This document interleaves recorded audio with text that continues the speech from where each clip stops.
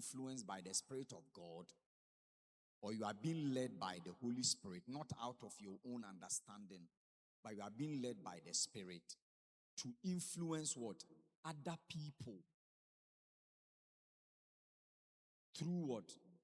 God-given what? To achieve God's given purpose through Christ-like what? Character, servanthood, and biblical what? Principles. So, God has given us a purpose. And we have to get it done. But we don't just get up and get it done anyhow.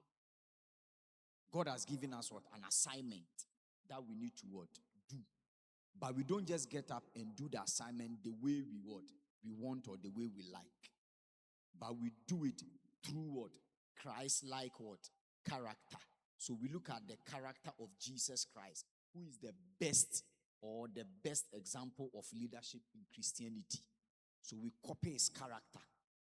Number one.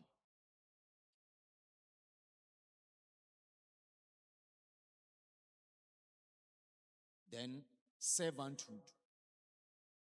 Being a leader is about being a servant. And the word servant is defined by service. Then biblical word, principles. So we go into the Bible, then we learn what God has said in his word. Then we study it and apply it in the leadership that we want to what? Exhibit in the work of God. So it is defined by this. So Christian leadership is defined by Christ-like what? Character. Then servanthood. So leadership, we said last week, is not about position. If you remember, it's not about what? Position. It's not about your status, but it's rather about what? Service. So servanthood. You have been appointed or elected into leadership to come and what? Serve. And not to come and control and to like lord it over the people. I am this. So then you exercise that authority and control over them. No. The moment you are put into leadership, straight away you are going to what? Serve the people.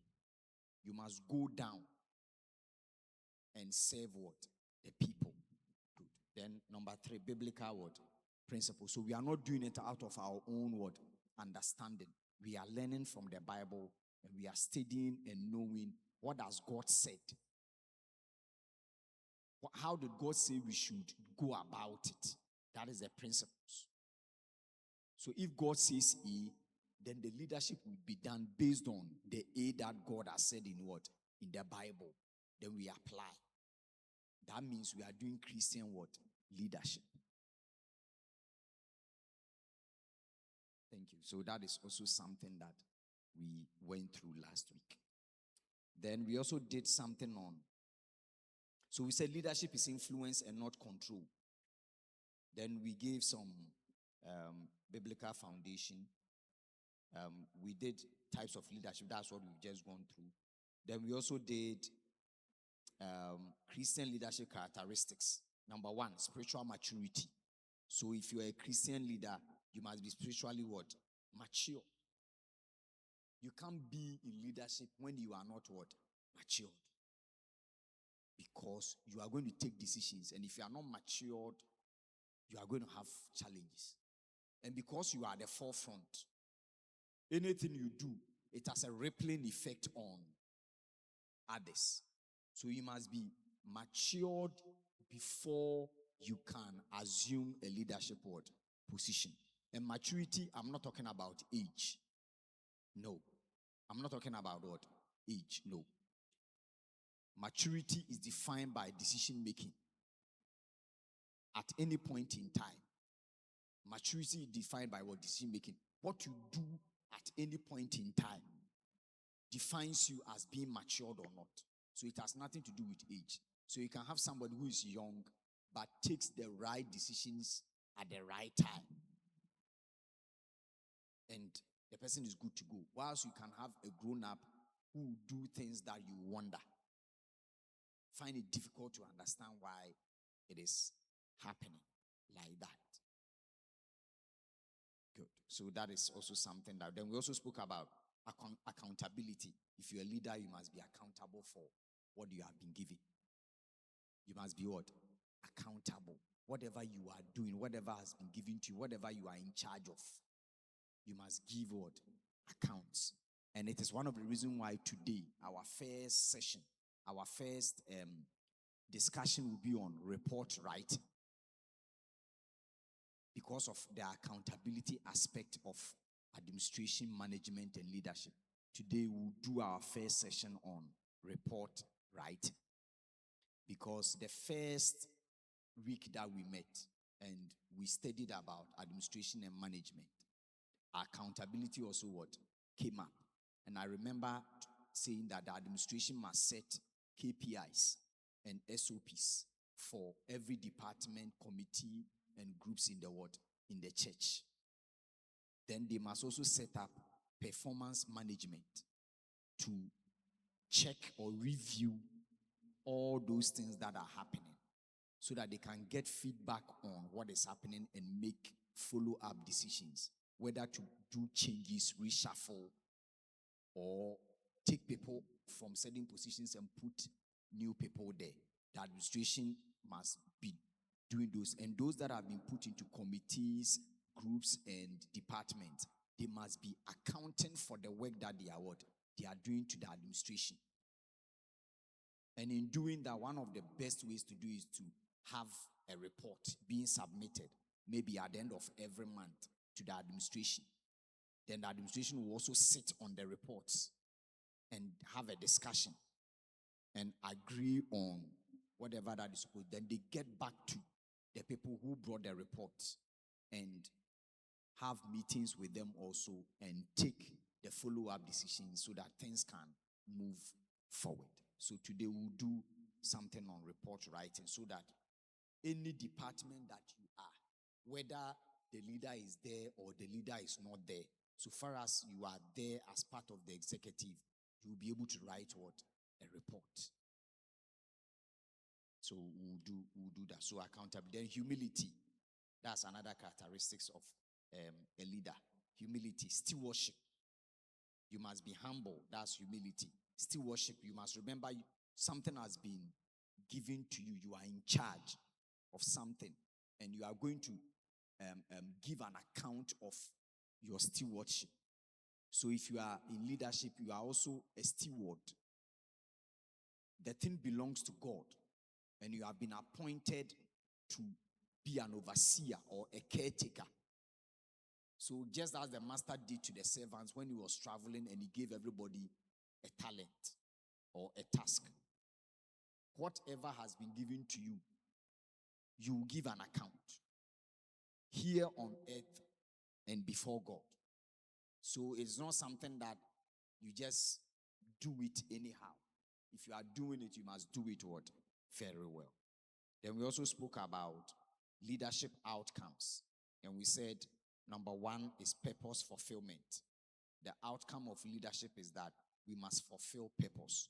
Then number two, we must mentor. If you remember last week, we said it. If you're a leader, you must mentor somebody to take your place in future. So you don't just get into leadership and just do the work. Then tomorrow when you are not there, the thing gets stuck.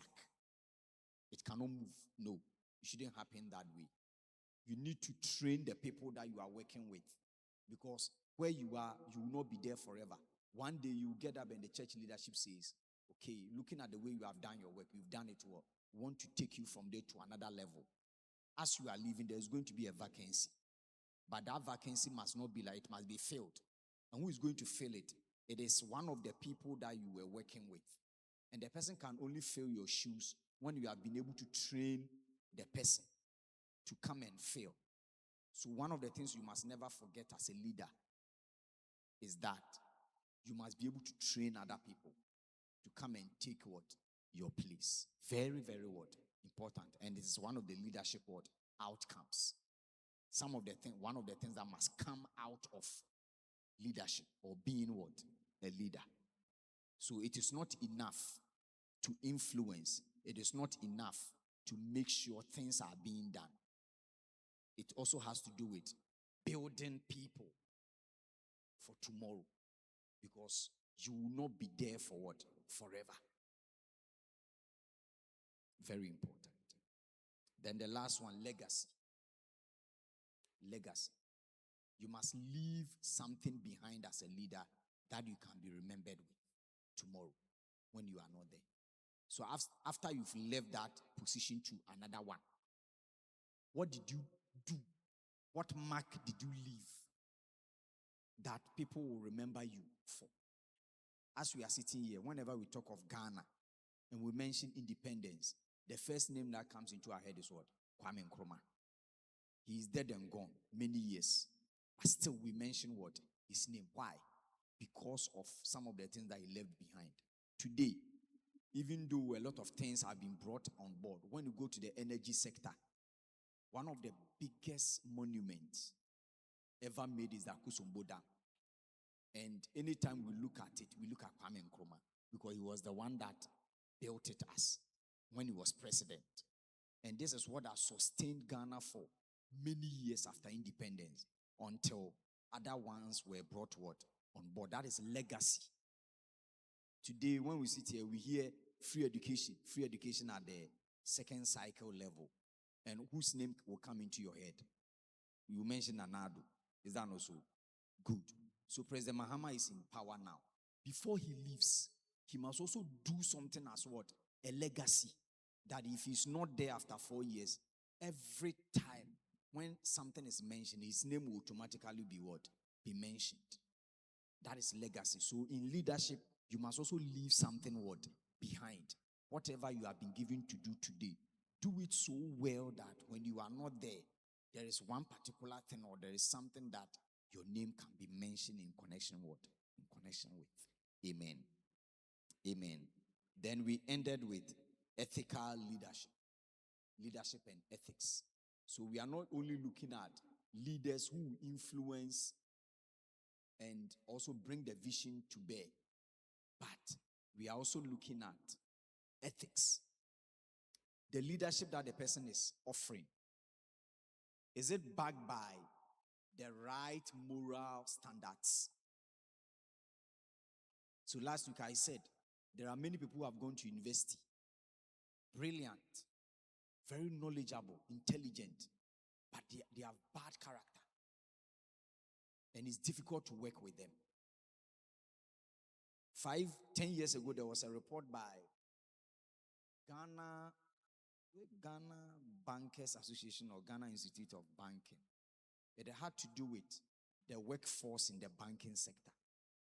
And when they did the research, the report came out and said that 60% of all the people who are working in the banking sector, the whole mentality is the money in the bank. So people go to work in the bank because they think that the money is there and they can have access to what? The money. So whilst they are working there, everybody's eye is on that money that has been put in the bank. So you have a lot of people doing shady deals and stealing or siphoning the money through so many means. Recently I heard a young guy, and how he did it, I was shocked. He's been able to steal like 30 million. 30 million. One person. Stolen 30 million Ghana cedis. How did he do it? Hey, big money, 30 million. It's like more than $3 million. And I'm asking, how is he able to take 30 million Ghana cedi from the bank for so many months before he was caught? And he's not the only person. All the people, the majority of them, not everybody, but majority of them, is because of the money in the bank. They see it to be like a big opportunity that they can have access to. And that's the motivation for going to work in the bank. Yeah. And so if you don't have ethics, you get into leadership and you have all sorts of problems. So ethical leadership is also very, very important. So we spoke about no favoritism. In terms of ethics, you must not do favoritism. No. You don't say, I like this person. So when you are in leadership, you begin to favor and position the person in a way that the person will always have an advantage. When you do that, you are damaging the church and you are damaging what? The ministry. Because others are watching. And the very moment they see that you are giving somebody an advantage over them or over others, it will influence how they will also work. And the danger is that that person you are giving advantage cannot do all the work. So when the other people feel disadvantaged, they will step back. They will not give their best. And it will impact negatively on what? On the work. So no favoritism. No friendship. I'm not saying don't make friends. You make friends, but you don't let the friendship influence the leadership or what you do as a leader. This person is my friend, so I will treat him like this. This person is my friend, so even if he doesn't qualify, I'll carry the person to come and do the work. That's a negative impact or consequences of what? Bringing friendship on what? On board. You know this person is your friend, but the person cannot do the work. The person is not qualified to handle this. But you give the thing to your friend because you want your friend to feel good. Or when something goes wrong in the department or in church or in the ministry, because the person is your friend, you are not able to talk. But when it gets to other people who are not your friends, you are able to what? Say it. No. When you do that, you are not being a leader. No. You are not being a leader. You are taking sides. And it will come back to haunt you and haunt the church and the ministry. So you must be very, very careful with how you deal with what? Friendship. For friendship, it is good, but you don't bring it into everything. It will disturb you. Because when you have a lot of friends involved, it's even difficult to talk because you don't want to rub feathers and have misunderstanding. You don't want to break the code of the friendship. So you know that this thing is bad. This thing is wrong. It must be dealt with. But you fear that if you tackle it, at the end of the day, it's going to affect your friendship. And you don't want to lose the friendship. So you sacrifice the work for what? Friendship. And later, you have serious problems. Then another thing is that we must have godly love. All that we are doing, if there is no love, there is no way we can be able to achieve anything. So you need to have godly what? Love. Then we must also be compassionate. We must be what? Compassionate. Have compassion for the people that we are what? Working with. When somebody comes to you with a challenge, have compassion for the person. Don't brush the thing off and just think about the work. No. We solve or we get it done with people. When the people are not there, the work can never be what? Be done. So you cannot look at only the work all the time and put aside the people, because without the people, the work will not be done. So if they have challenges, they have problems, they have issues, you must be compassionate enough to reason with what? With them and come to terms with their condition and find ways and means of dealing with the problem by offering the needed what? Support. That is leadership. So you don't come in and say, we are getting the thing done.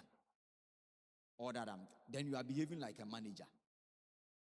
Your whole idea is get the thing done. You don't care. So even if the person is sick, come to work. Let's get the thing done. Let's do it before we talk. No. When you do it like that, I'm telling you, you will come across as somebody else and they will not give off their best. They will not give up. Because as a leader, your people should be ready to die for you. In quote. They should be able to what? Die or do the thing for you. And it all comes from the kind of personality you have, the ethics you bring to bear on the work that needs to be what? To be done. That's why we spoke about types of leaders. So for example, in the department or in the group or in the committee, if you don't bring their ideas on board, you don't give room for idea sharing, and everything is you. They do not feel part of the process. So they will withdraw. And when they withdraw, You suffer as a leader. You struggle because you cannot do everything all by yourself. Don't be deceived. You cannot do the work all by yourself. If you are in protocol or head of protocol and everything is about you, every day it is what you said, and you don't create room for them to also bring on board their ideas to help the group.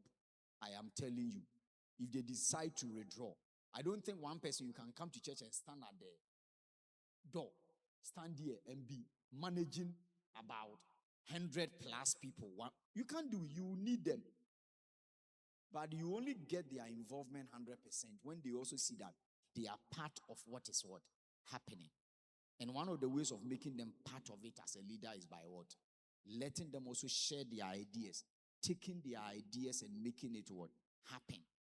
So there are certain things, they brought it up and we discussed and we agreed on it. It's not everything that came from you. Very, very important. So you must also look at that. Then exemplary Christian lifestyle, ethical leadership. We study Jesus as our best example and we practice. Is that not so? Good. So exemplary Christian leadership as a leader. Somebody must look at you and say, I want to be like you. I love your work ethics. And I want to learn or I want to copy. That is why Paul is able to write Bible and say, study me as I also studied Christ. Jesus is there, but he's telling them, study me. Because he believes that he has done right. He has done things right. And it is good to be copied by other people and applied. So he's bold enough to write and say those things. So as a leader, people following you must be able to study you and learn one or two from you and add it to their own and practice. You can't come across as somebody that is questionable. No, because leadership is about influence. And when you are influencing in the Christian setting, you must influence positively and never negative. You may make mistakes because you are human, but that should not define you. Let it be like an occasional thing, once a while thing, and let the majority or the totality of your personality be positive influence. So that is, I think last week, that is what we looked at. Yeah, so we ended on that. So today, is the media ready? Mr. Kelvin? Yeah, so let's start with the report writing. Report writing. And let's look at one or two things. Can I have another microphone?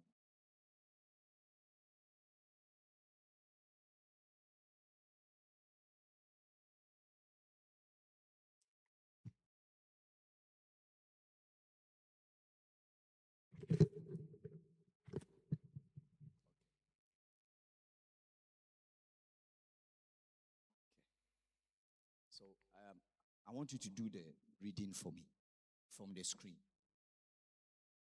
Okay. So very important, very, very important for the church worker to learn how to write a report. Because we've learned from the first week till now that everything that you are doing, you must give accounts. And in giving accounts, it is done through report writing. And we have different kinds or types of reports writing. But over here, we are looking at the report we write for the work we are doing in church. So we'll have an introduction, then we go into all the parts, and then we'll learn how to write it. Okay, so let's begin.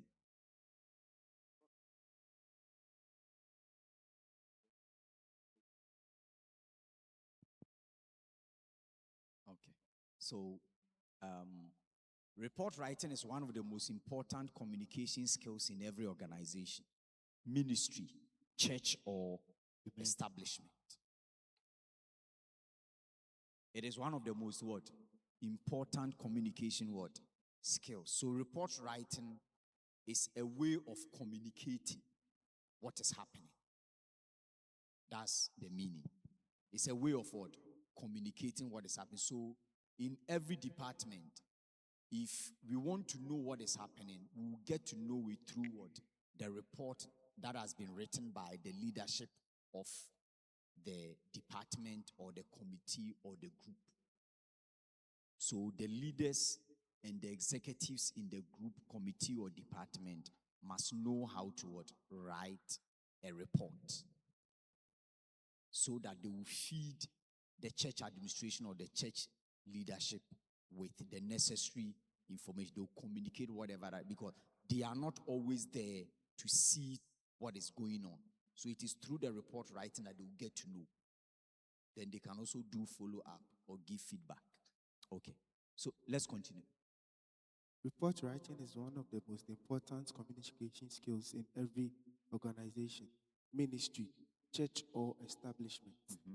A report serves as a formal means of presenting information, findings, observations, and decisions for proper action and accountability. Very good. So it is a means of presenting what? Information. Then findings. Something has gone on. We want to know what went on. The report will let us know. There can even be a conflict. We can get up one day and in church, something has happened between two people. And the church can set up a committee, go and investigate. After investigating whatever they saw, they will put it in writing. So through the investigation, we'll get to find what went on. Then we take a decision based on that. So it is a means of what? Presenting information, findings and what? Observations. And what? Decisions for proper what? Action and accountability. Without report writing, there will be a lot of decisions that will be taken that can go wrong. Because you will not get a fair idea of what is happening. So you can take a decision that will let you make a mistake. But with the report, it will tell you the true picture. So when you are going to make a decision, you know that indeed this is happening. So if I take a decision, it is based on what is happening, not based on what I think or what I feel. So it was never about how I am thinking or by emotion. So you cannot just get up, see something and emotionally take an action. When you do that, you will have challenges. You will make a big mistake because that will not show the true picture. So when you take the action and later you come and realize that this is the true picture, you would have caused the damage already. But when people go and get involved and they write everything on paper and they present, it will be a true reflection of what is happening. So when you take a decision, you will not go wrong. Even if there's going to be an error, it will be marginal. Okay, let's move on. So definition. Definition. Report writing is a systematic process of collecting, organizing, and analyzing and presenting information in a structured format for a specific audience and purpose. Good. So it's a systematic process, meaning something that has been structured in order. So report writing, the thing is in what? It's in order. You don't just get up and write anyhow. Do you get what I mean? You don't just get up and write. It has been structured. So you 1, 2, 3, 4 like that. And it involves what? Collecting. So you collect information. Then, based on the information you have collected, what do? You organize, you package it, you put it in order, you arrange so that it will be easy for anybody that will read or see to what? Understand. Then number 3, you analyze whatever that you saw or you got and you put together. When you look at it, what are you seeing? What is coming up? You analyze. Then what do? Then you present it. Because somebody is supposed to read and take a decision on it. So you have to present it in a way that if I'm the one that is going to receive it, when I get it, it is easy for me to read and understand what you are telling me. And it says in what?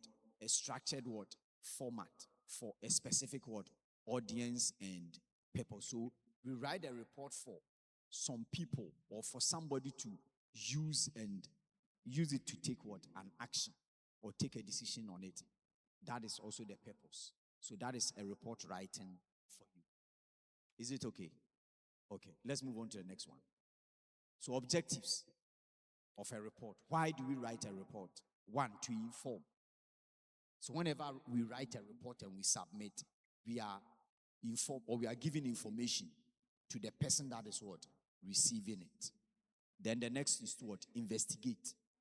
So report can be written based on investigation. Something has happened. We want to find out what happened. Then a committee is set up. They investigate the thing, and whatever they find, they put it in what? Writing. Thank you. Then evaluate. We want to see whether what we are doing is really serving its what? Purpose. Then what again? Recommend. If there is something that needs to be done, the report will be able to tell that based on the situation, we think that this thing should be what? Should be done to help the situation. Then record activities. Everything that is happening, report will state them for us to know whatever that is going on. So as I'm sitting here, I'm not part of any department. But if I want to know what is happening there, all that I need is to get a report from the department. And the report is going to tell me what the department has been doing since the beginning of the year. The report will tell. January we did this, February we did this, March we did this. So every month they will write what has been. So I don't need to be part of their meeting. I can sit anywhere and based on the report they will submit, I will know everything that they've been doing from January till now. So that is what? Record activity. Then solve problems. Whenever a report is written, there will always be a challenge that will be recorded in the report. There will be something wrong that will be recorded. And that thing which is wrong, it is being written so that it can be what? Solved. When we get to the format or the structure, you will see all these things. They will look at them. Then it will make it easy for you. This is just commentary. Commentary to help you understand the whole thing. But the final part, we'll pick example and look at them. Okay, then the last one, monitor what? Progress.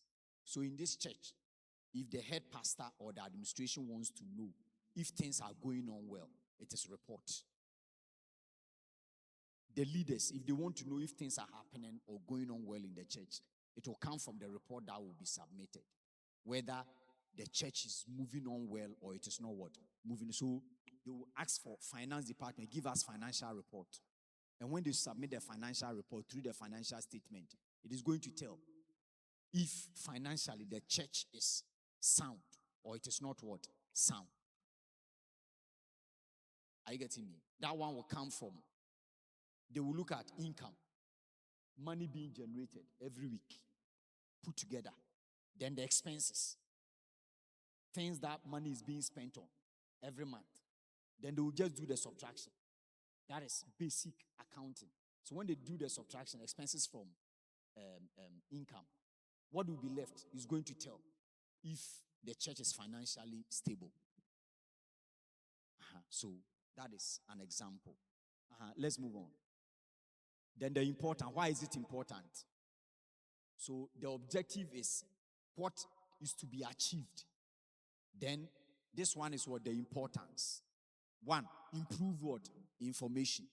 So report writing will improve what? Information. It improves how information gets to the leadership. Then it enhances what? Accountability. So one of the importance of report writing is that it enhances what? It promotes or improves what? Accountability. Yes. It makes it easy for us to know that indeed things are done. 3, support decision what? Making. It supports decision making. Yes. Without a report, it will be very difficult to take a decision. Because some of the decisions, it's not always that you will be there to experience the thing. to be able to take a decision. Some of the things will happen at your blind side. So it will take the people who were there to be able to tell you or give you a true picture, eyewitness account. The thing happened, I'm not there. I cannot just be listening to what people are saying and take a decision. I'll make a big mistake. I need an eyewitness what? Account. And that will come through what? A report. I hope it is clear. Okay. Any question? Let me pause here. If there is anything that you don't get clear, you can draw my attention. If there is something that you don't get clear, you can draw my attention. Okay. Mr. Kelvin, take me to the next one. So this is the basic structure of a standard report. So we are going to look at this one and use it to study. So we are now getting to the technical side. What we did is just commentary. Commentary on it. So this is the technical one. So with this one, we have number one, title. So every report must have a title or a heading. So when you are writing, when you are told to write a report, the first thing you must do is to give a title to the report. Is to give what? A title to what? The report. So the moment I take the report and I look at it like this, I've not even read. The first thing I read is telling me what the report is about before I go into details. It is like writing a formal letter. A formal letter, like an application letter. Before the recipient of the letter will go into the details, the title alone will straight away tell the person what he or she is about to what? Read. So I already have an idea about what to expect in the letter. Same thing too with what? A report. First thing is what? Title. I hope it's clear. Is it clear? Good. Title. And the title contains some things. So under the title, there are some things you must what? Provide. And here we are talking about what? Title of the report. That is the name of the report. So what is the report about? That's the meaning of title of the report. What is the report talking about? I hope it's clear. Good. So you need to state it. So if it is a report about youth department, you state. A report about youth department activities for the month of May. So I've not read the details, but I know that this report is talking about things that happened in the youth department in the month of what? May. That is the name of the title. Then we go to what? Name of the organization. So name of the organization. The department that is submitting what? The report. The department that is submitting what? The report. Because the church is big and there are so many department, committees and groups what?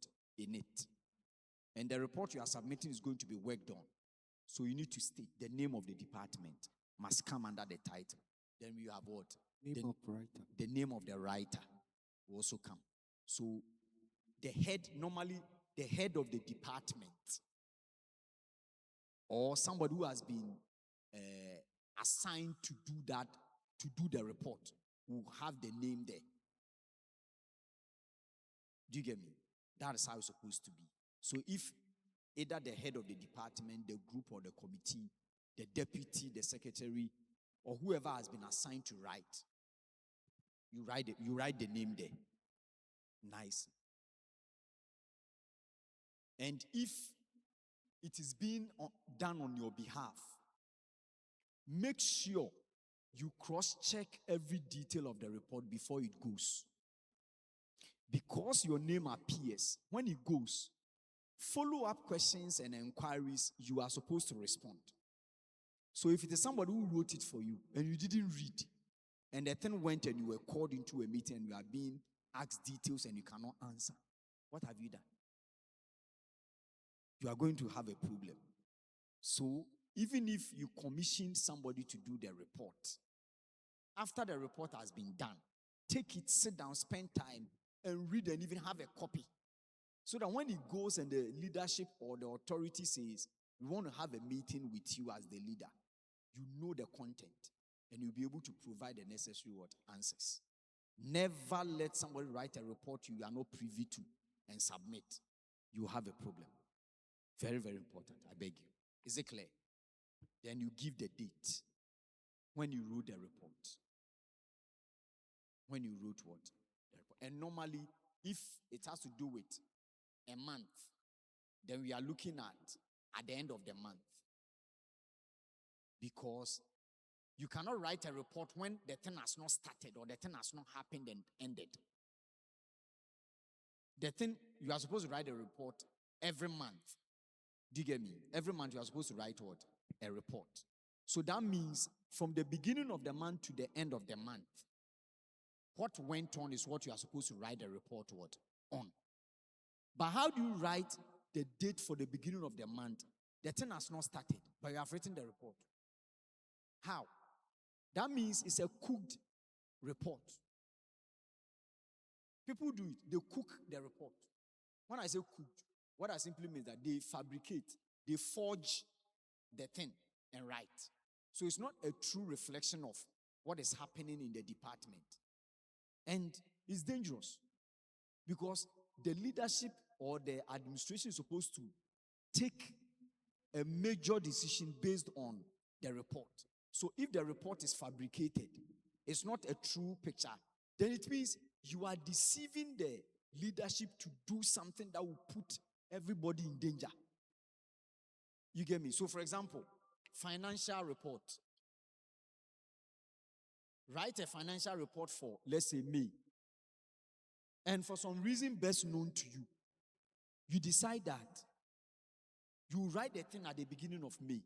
When we have not worked in May, then you come and say that, oh, this and that. Then you create a certain picture. Leadership and the church, they are not in the department. You are the one there. So you are in a better position to tell us what is on the ground, the reality on the ground or in the department. Then beginning of the month, you write the thing and you present. And based on what you wrote, it means the church has money. Then we also commit the church into an investment or something. Then when the time is due for payment, we go and we realize that we don't have money. Can you imagine what you've done to the church? Or maybe based on what you said, if it was a true picture, we wouldn't have taken that financial decision at that time. We would have waited and do it later. But based on your report, we are taking a decision. But because it's not a true reflection of what is happening in the financial department, what have you done? You have created a situation for the church or the ministry that is going to disturb the church or the ministry in a very negative way. So never write a report at the beginning of the month. Always write it at the end, because at the end of the month, everything would have happened. And you have a clear picture of everything that is going on or that went on in the department. Please, is it clear?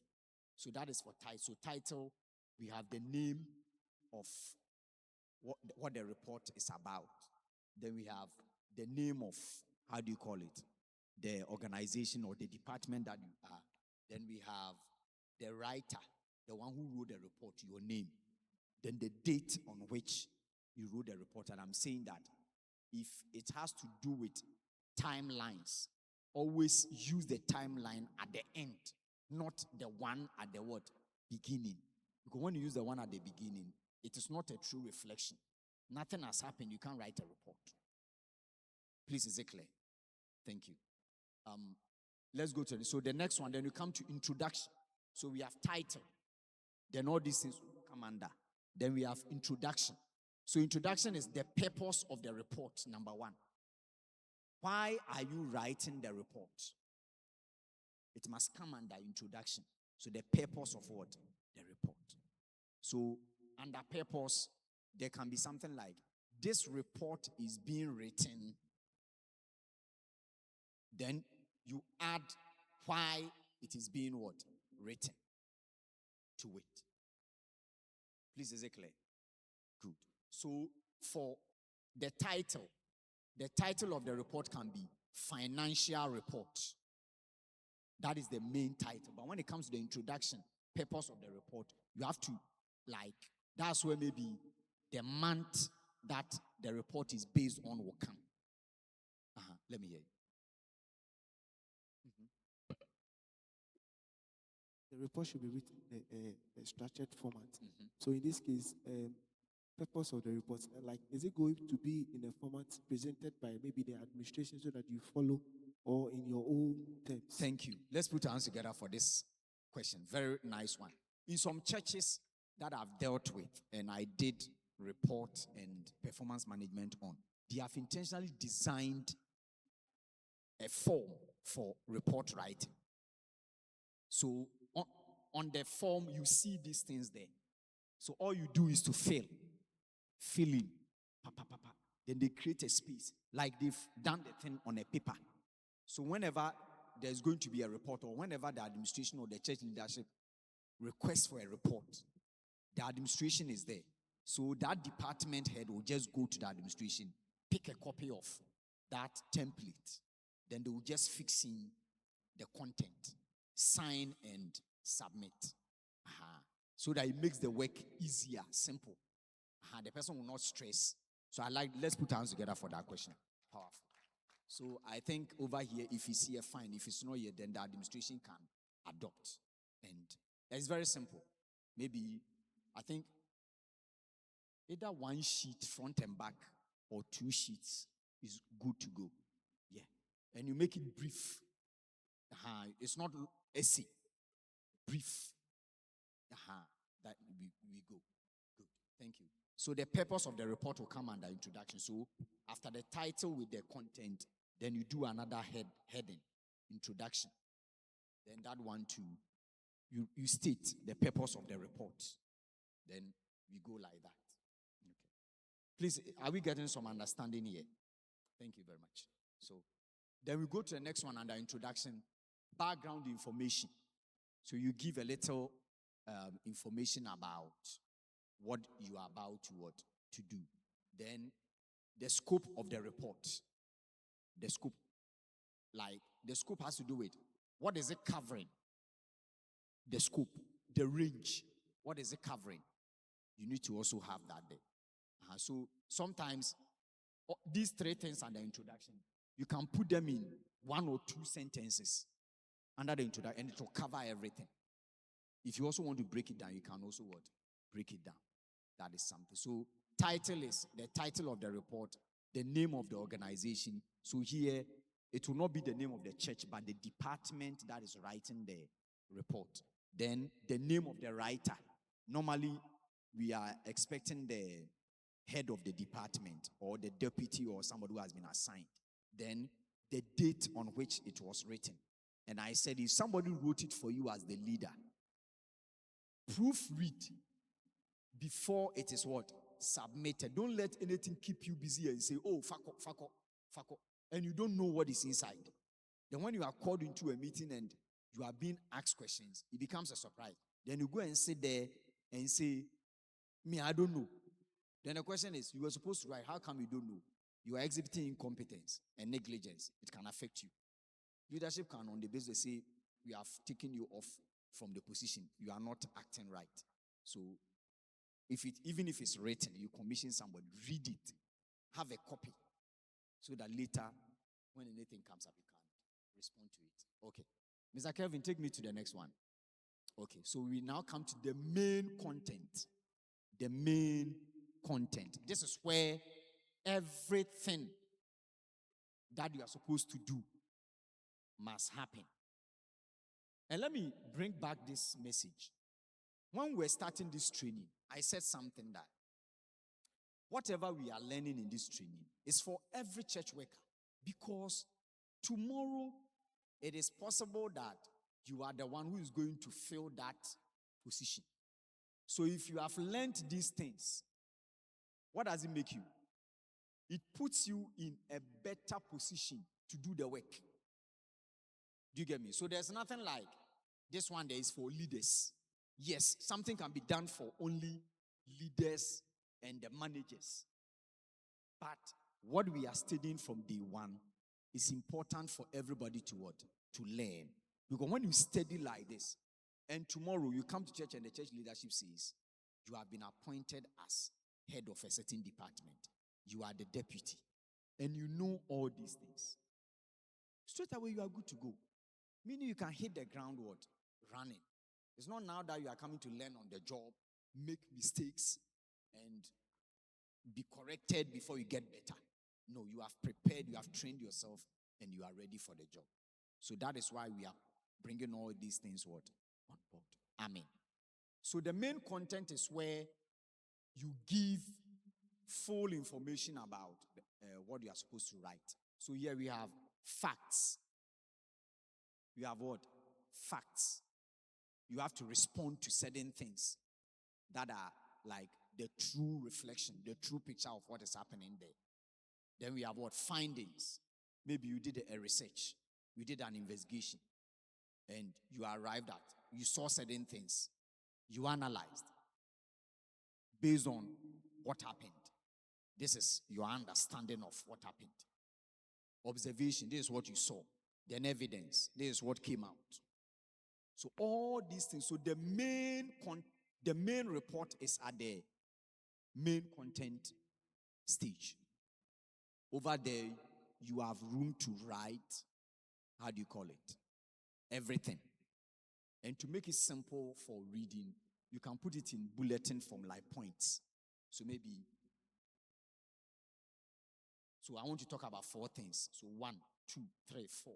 So when I'm reading, straightforward, under the main content. So let's say I'm writing a report about youth department. And I come to the main content. Maybe 1, we held meetings. 2, we did a program. 3, we did this. We did that. So all those things will come here. You provide information on everything that happened in the department under the main content. Please, is it clear? Are you sure? No problem. Very clear. Thank you. So you put it here. If it's finance, maybe you want to give a data. So first week, you state, we got this, we got that. You make that statement. That's why we have facts. Fact has to do with data. So maybe you provide some data. You come in with expenditure. Then you have the end result there. So everything under main content is there. Simplified. Very brief. Good. Let's go to conclusion. Then conclusion, you summarize the major things.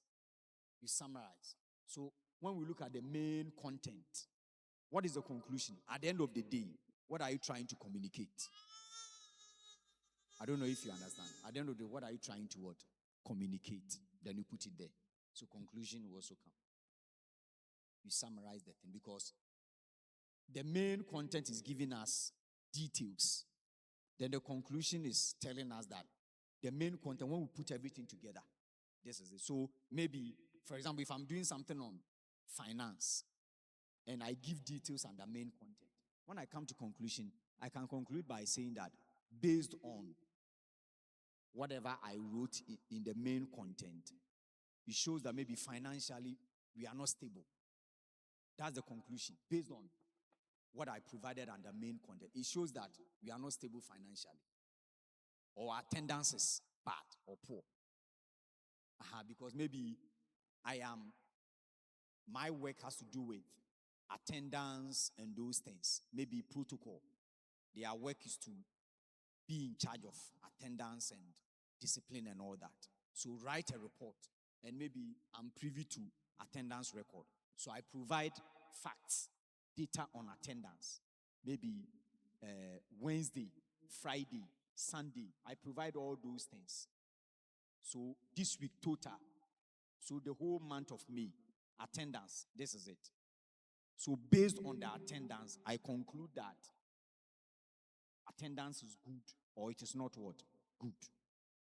So the conclusion will always be based on the main content. So whatever you provide under the main content is going to influence what you are going to write under the conclusion. There is a sample I've done. So I'm running commentary. I just want you to understand everything that is there.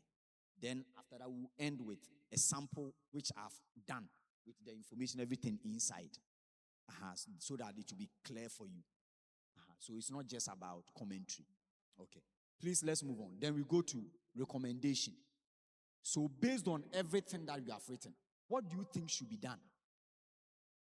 Very important. You cannot write a report minus recommendation. Very important. What do you think we should do? You are there. What do you think we should what? Do?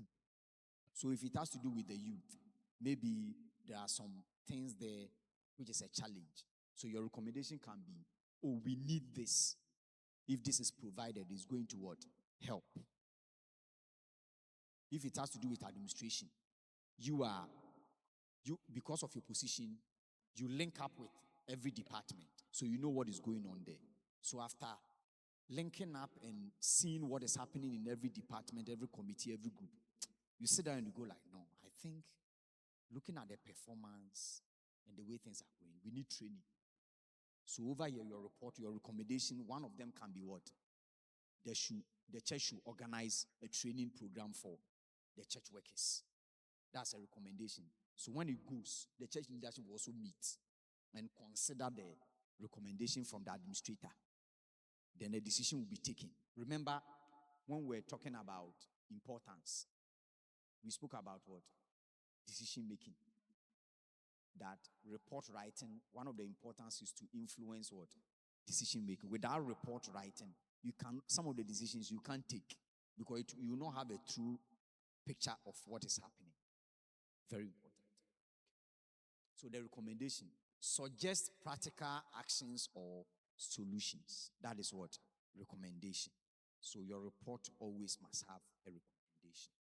Thank you. Take me to the next one. Okay. So principles of professional report writing. Simple language. Simple what? Language.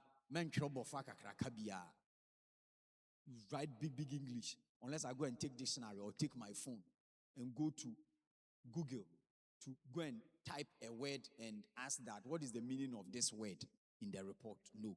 So keep it simple. Simple English. Be objective. Be what? Objective. Write the report with a clear mind. With something in mind, in focus. Be what? Objective. Stick to what you are supposed to write about. Don't delve into other areas. Then 3, use facts and evidence. So under the main content, when you are writing, use what? Facts and what? Evidence. That one appeals more. When somebody is reading a report and it's based on facts and evidence, one, it makes it easy for the person to read and understand. And it also makes it easy for the person to respond to the report very well. Because I have certain things that I can really testify to. So very important. Then 3, be specific. Speak to issues. Don't make the thing general. Be what? Specific. So if you are dealing with attendance, talk about what? Attendance. If you are dealing with attitude, talk about what? Attitude. If you are dealing with poor performance, talk about what? Poor performance. Don't generalize the thing. Because when you generalize, it's difficult to understand what you really mean. Then the one reading the report will be thinking.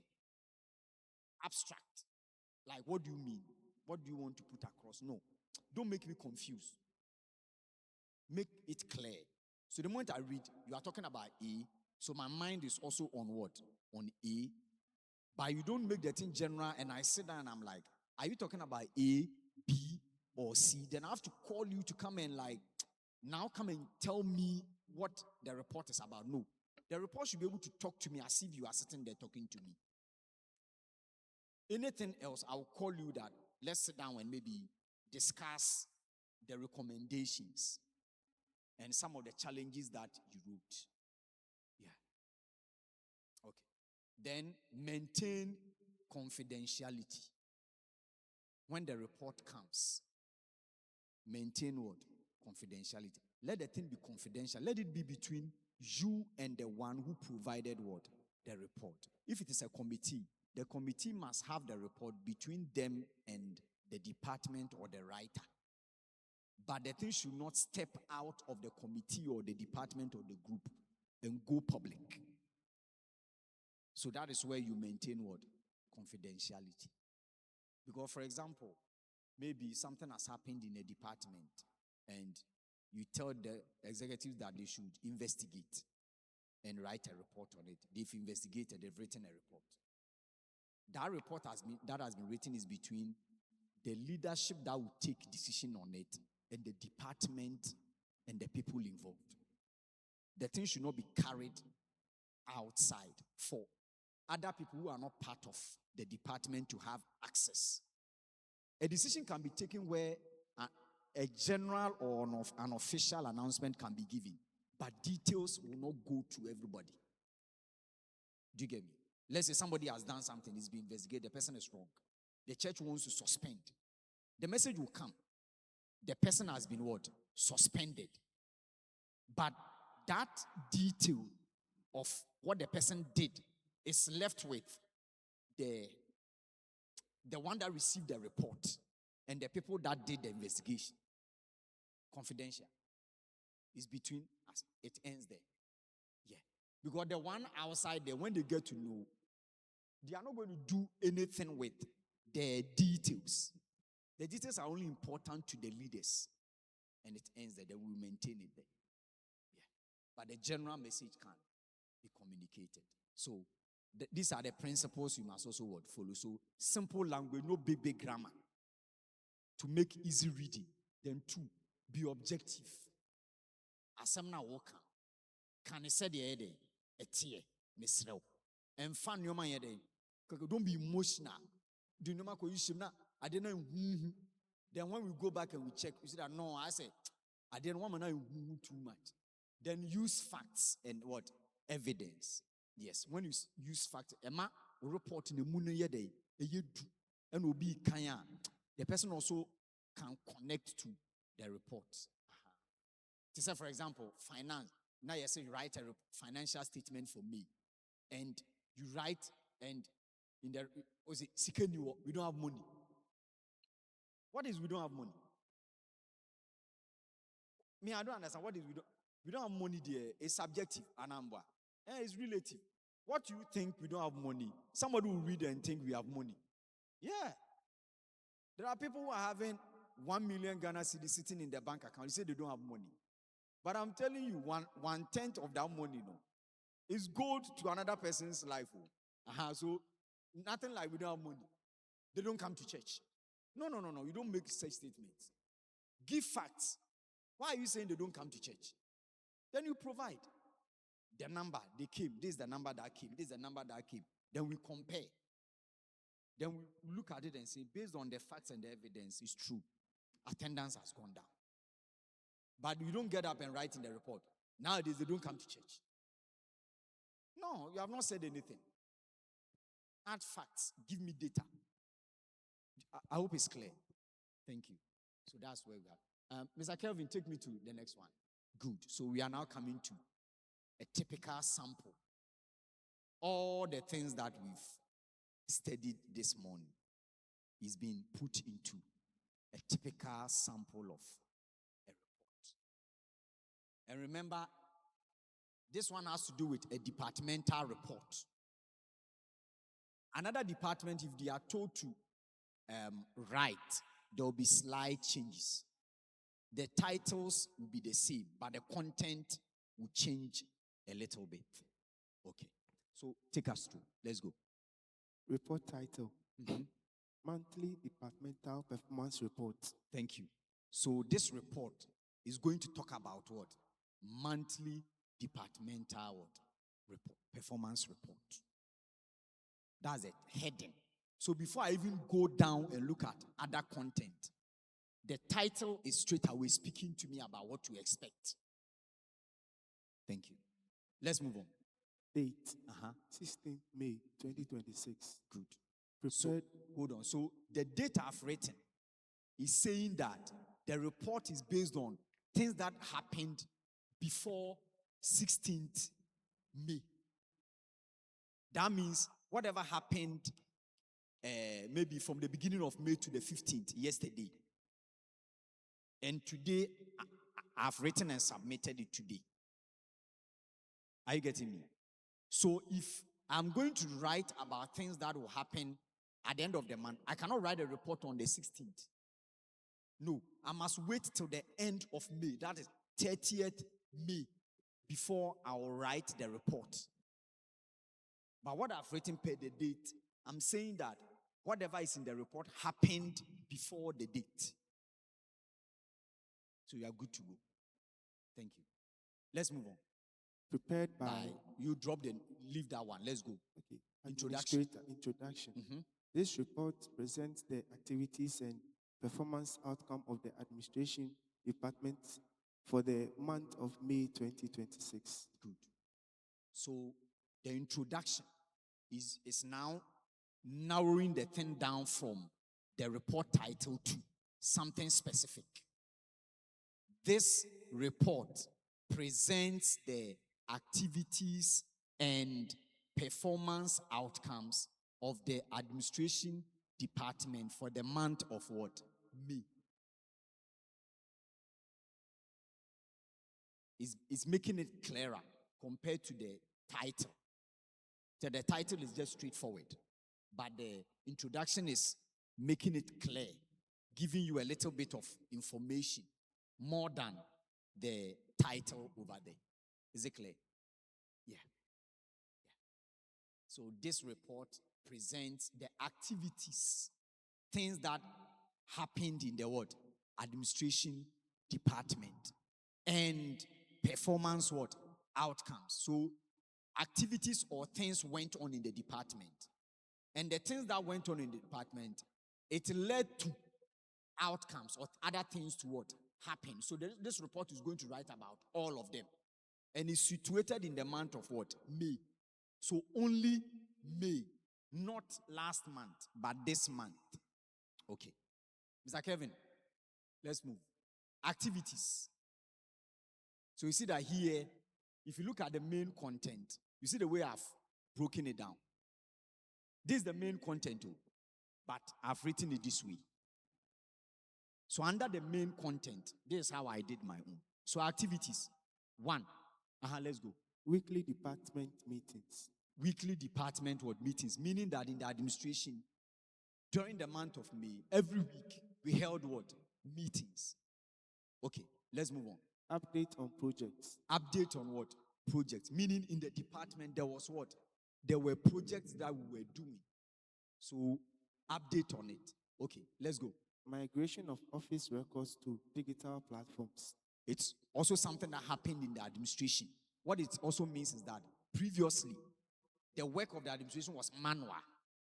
But now we have a setup or a system in place that is digital. So we are moving everything that we're doing in books onto electronic. It also happened in the what? Administration. So you see that here, when you look at the activities, I'm reporting on the things that we've been doing in May in the department. So if the head pastor gets this report and he reads, he's not in the department, but he knows the things that went on in May in the department. Good. Let's move on. So let's go to achievements. Achievements. And all these are under main content. So instead of writing main content, I've decided to write my own like this. You can also decide to write main content and list your things under. Is it clear? Okay. Let's move on. Achievements. Migration of manual records to digital or electronic platform, fully automated. Good. So the activity that we did there, the achievement is saying we have done it. So under activities, we did something. And achievement is saying we have done it. So I'm not just saying this thing happened. It happened, but we are successful. Do you get me? You can make a report and say, I did or we did it. But what happened? Are you getting the thing? So I'm not just reporting the activity. I'm also reporting the outcome of. That is why if you go back, Mr. Kevin, take me back to the introduction. Good. You see the introduction, it says, this report presents the activities and what? Performance what? Outcomes. Outcomes here means results. Is it clear? Good. So take me back. Let's go to good. So achievement. Migration of manual records to digital or electronic platforms, fully automated, is done. 2.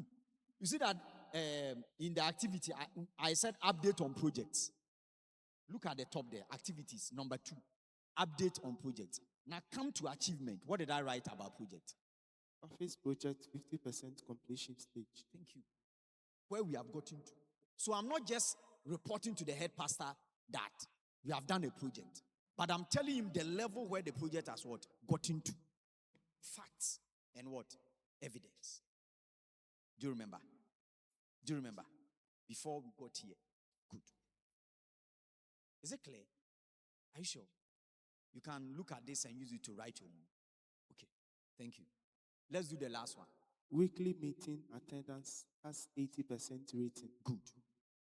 Number 1, weekly department meetings. I said it's happening. When I came to achievement, performance outcomes, I stated that the attendance rating has improved. It's gotten to what? 80%. What it means is that in previous month, it wasn't like this. So in May, the thing has shot up. Maybe in previous month, it's like 70% or 75. But in May, the thing has what? Shot up to what? 80%. Maybe the people in the department are 10. And maybe previously when we are having meetings, you have 7, 6, 5 people attending, which is like 50, 60 or 70% rating. But in May, we are getting 8 people attending what? The meeting, which is what? 80%. So I'm not just writing about things that are happening, but I'm also giving facts and evidence as to like where the thing is getting to. So it makes it easy for the one receiving the report and reading to take a decision, to make the decision taking easy. So for example, based on the weekly meeting attendance being 80%, the one receiving the report, when he or she reads, the person will not have a problem with poor attendance in the department. You will not go and stress about dealing with poor meeting attendance because it's good. But if I don't write anything there and I just write weekly department meetings, the question is it being attended well or it is not being what? Attended well. If you don't give me those details, the leader will not be able to know how to take the right decision moving forward. Maybe if the attendance is poor, then he can sit down with you and have a meeting about how to do something about the poor what? Meeting attendance. But if you don't communicate it like this and you go general, you don't give him those details to work on. And these things are important because when you also present it early, we take early decision to remedy the situation before it becomes worse. Because when you go general, you also take it general. Then maybe by the time it gets serious, the damage has been done and is too huge. So give details. Give details. Give details. Okay. Mr. Kelvin, take me to the next one. So challenges. Challenges. Challenges. Challenges. Some of the difficulties that I encountered as the head of the department, I wrote them. Inadequate material resource, such as A4 sheets, computers. I'm not saying that's what is happening here. This one, I have sat down to develop a template. So I'm talking about challenge, and I said inadequate material what? Resources, such as what? A4 sheets and what? Computers. So I'm in the department, I need these things, maybe they are not enough. I said inadequate, meaning some we have, but it is not what? Enough. So when I write like this, the one in charge will see that no, there is a problem that must be what? Solved. So let me also find ways and means of getting the items. Then recommendation, provision of adequate resources. So I'm recommending that based on the challenges, this is what must be done to help my work.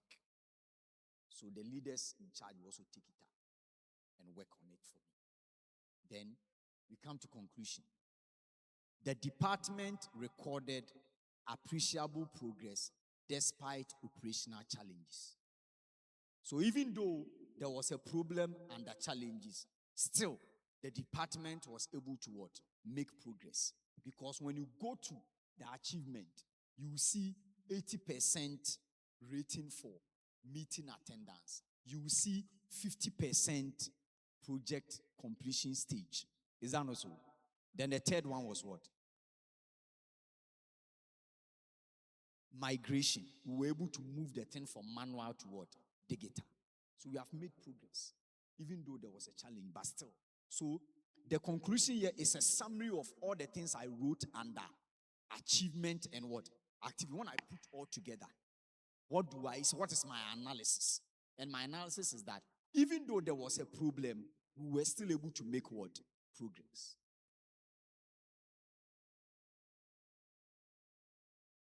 Is it clear? Are you sure? So it is expected that after the training, the department heads, executives, administration, this thing will become part of the work that is being done. And especially those that will be at the top, supervising down. You must insist on this. And to make it easy for them, so that nobody will come and say, I gave the thing to somebody to type. And the person said there was light out. So he didn't write a report. Or somebody doesn't know how to write. Simple. After the training, just get A4 sheet. Do a template on it. Leave spaces. Let it be at the administration. Anytime a report must be written, you just issue. So when they go, they just fill in the thing and sign and bring. Nobody can come and give you an excuse. So when you give it to the person go and throw it away and comes to give you a report, straight up, she tell you the kind of person you are. Because to cut down on some of these things, you have been given a paper and go and throw it away. It means you are not ready to do the work. So you see, sometimes in management, to cut down on some of these things, you step in and make the thing a bit easier for the person. Because people can take advantage of the situation and give excuses. So to avoid, you do the template for them. So on the template, you have report title. You leave space. Are you getting what I'm saying? So maybe under report title, date, writer, those things you have provided. Everything, maybe one sheet, front and back. If the front and back is not enough, at least 2 sheets will deal with this thing. Simple. You create space. So when I pick, all that I need is to take my pen and start filling in like a form. Then when I finish, I sign. That is it.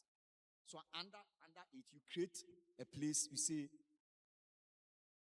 official use only. Then you create a space too for a person. So they will sign under. Then you, the one in charge, you also sign and write your name under, meaning that you have received it. Like a form. Finish. Very important. But if you don't manage performance, you will not get the desired outcomes.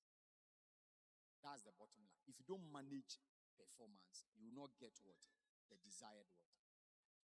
Because when you set the KPIs and the SOPs for them, that they should go and work with it, and you do the performance appraisal and all that, this is part of the performance management. They must be writing reports and be sitting down with them and be going through everything and be taking decisions on the next step that must be undertaken. Yes, let me hear you. Use the microphone so that everybody can. Sir, please, first of all, I want to ask if administration also writes reports. Yes. Administration also writes.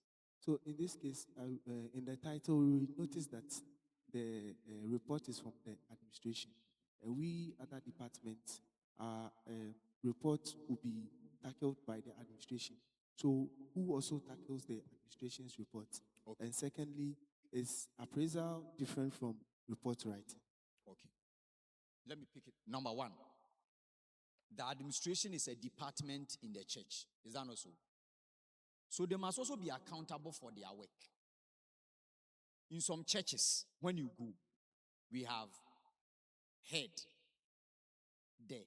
Then we have administrator, who is like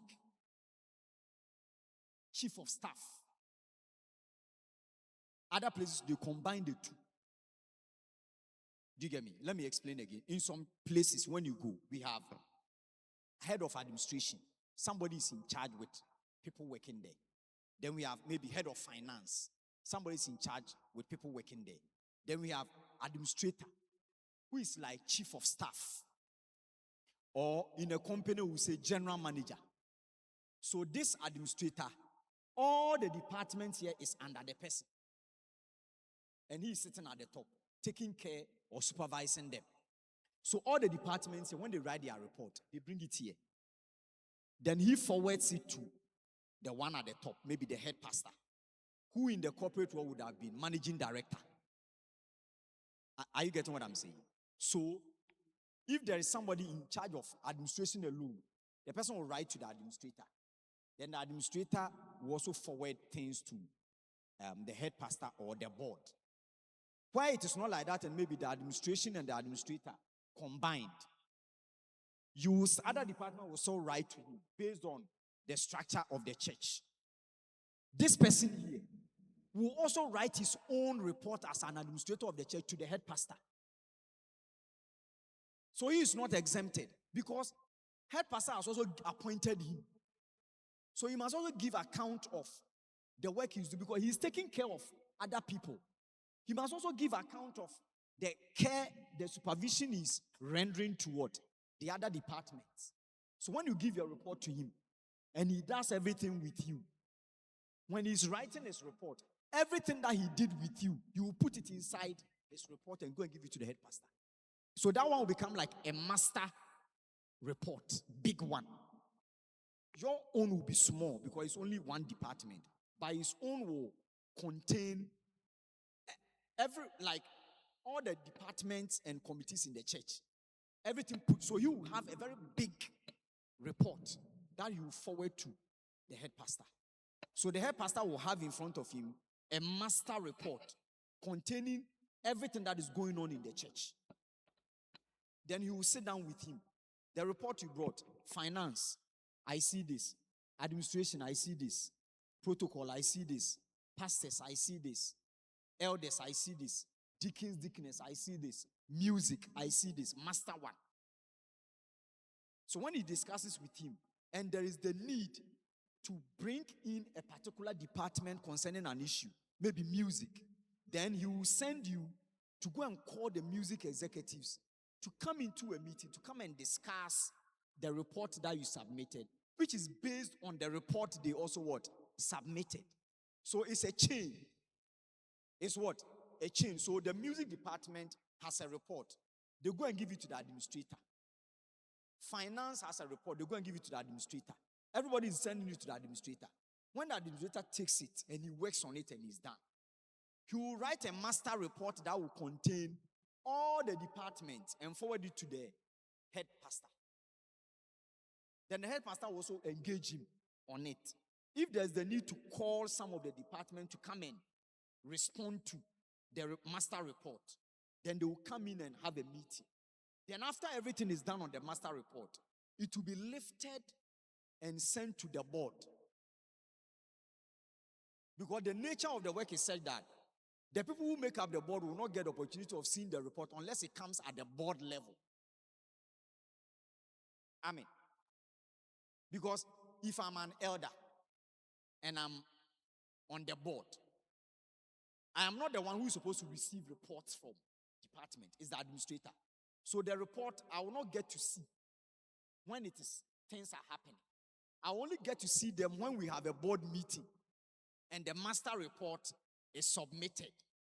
Then the board that is supposed to take a decision in the name of the church will now get the opportunity of seeing everything that is happening in the church. Then based on that, a discussion will go on and decision will be taken on every department, committee, or what.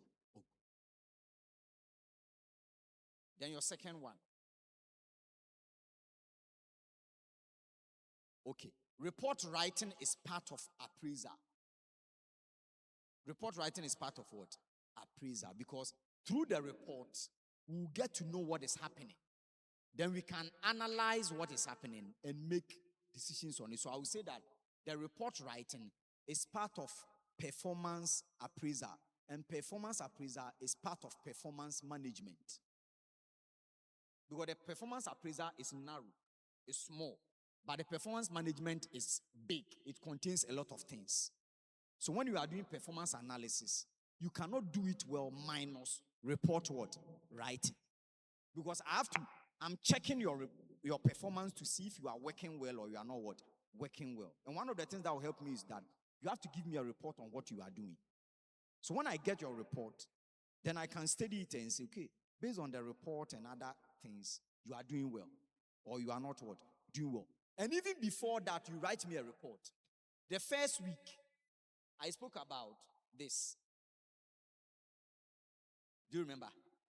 That before the person will start the work, the administration, those are the top in charge of decision, must call the department one by one into a meeting together with the executives and tell them that 2026, from January to, let's say, June, 6 months, this is what the church expects you to do in the department.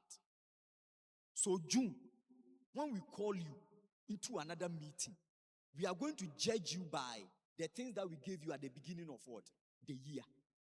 So when you say that to them and they go away, you don't have to sit down till June before you call them. Every month, they must give you report on what you agreed with them to see whether they are doing the thing or they are not doing the thing, they are sleeping. Because some people, if you don't request for the report every month as the administrator and you leave them, you get the shock of your life. June will come and you check and they have not done anything. Or even what they did there, you can use just 1 week to do the thing. But they'll come and tell they did it in 6 months. So to avoid, when you set the KPIs for them at the beginning and they start the work, every month your eye is on them. And your eye is on them through the report what? Writing. So if there is an issue, you will see it quick and solve it before we get to the 6 months. Yeah. Otherwise, if you leave them, that 6 months time, I'll come back. They will damage you. Because if they don't also work, and you, the administrator, it will also mean you are not working. And the head pastor will see you as somebody who is also not what? Working. So you have a problem with you. So as he puts pressure on you, you also do what? You put pressure on the heads of department to work. And every month they submit the report. So when they submit the report, they go and check the KPI. We agreed on a KPI. You have submitted a report. Let me compare. Are you on track? Or you are not doing it? Or you are off track? So the report will tell you the KPI that you agreed with them. Are they on track or not? It's the report that will tell you. So if they are not on track, we tell them, when we met at the beginning, we agreed on A, B, C, D. But the report you are giving me, we are in May. But what we agreed that the department will do, we are in May. Next month is June. Then the 6 months has ended. But what you are giving me, no, doesn't show that the KPI, you are using it to work. So there's a problem. And it will not even get to May. Because every month you take a report and you compare it to the KPI. If there's a problem, you will see it and help them solve it before we get to even May. Are you getting the whole thing? Yeah. That is very important. Then the SOPs, standard operating procedure. You have to also define it for them so that they don't go into the department and just go and do anything they like, which is not in line with the vision and the plans of what? The church. Very important. Very, very important. So this one is under performance management. Very important. Yes, let me hear you.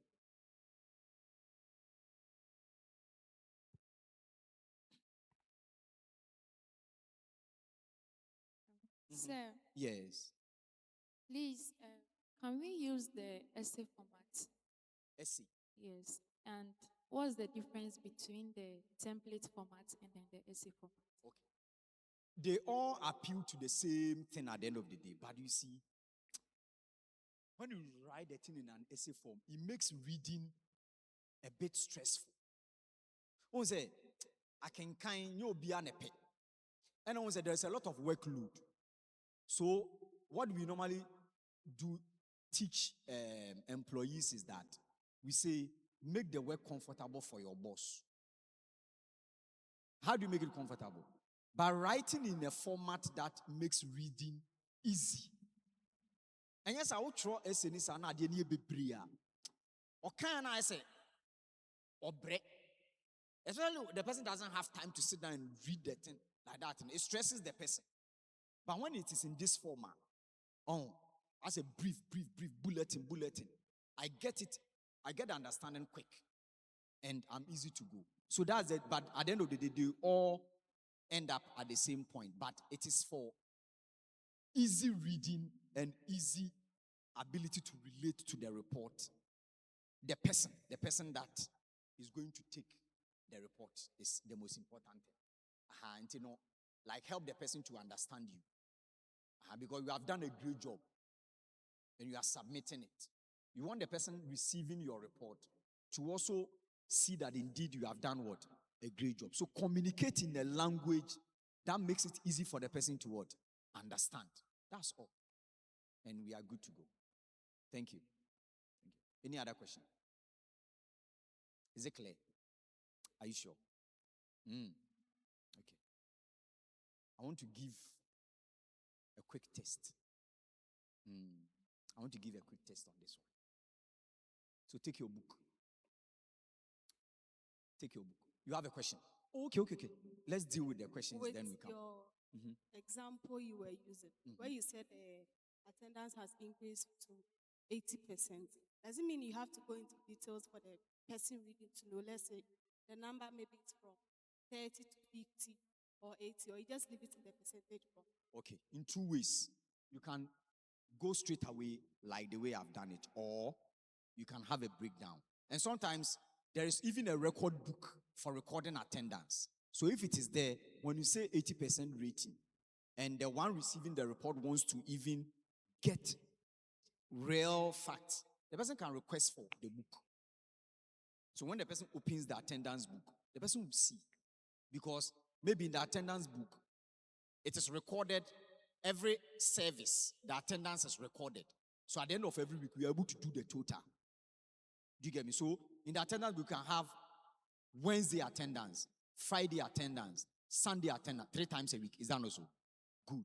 Then we can have the whole week, total attendance. Then you do total attendance for the whole month, Wednesdays. Total attendance for the whole month, Fridays. Total attendance for the whole month, Sundays. So there is a breakdown of weekly attendance and the general attendance of the whole month. So if there's a record book, then there's no need having that breakdown. You can submit that record book to the person receiving the report. But in terms of measuring the thing, it's good if you can do that. It really helps. Yeah. Thank you. Any other question on report writing? Is it very clear now? So from today, everybody can write a report. Are you sure? Thank you. Put your hands together for yourself. Okay. Administrator has a question. So let him have the microphone. Thank you very much. Okay. I think previously there was a way we always do our report writing. Okay. So I have a sample with Kelvin. We'll let him project. Oh, Kelvin. Yes. Then we see. Okay. Nice one. So Kelvin, Mr. Kelvin, let's have it there.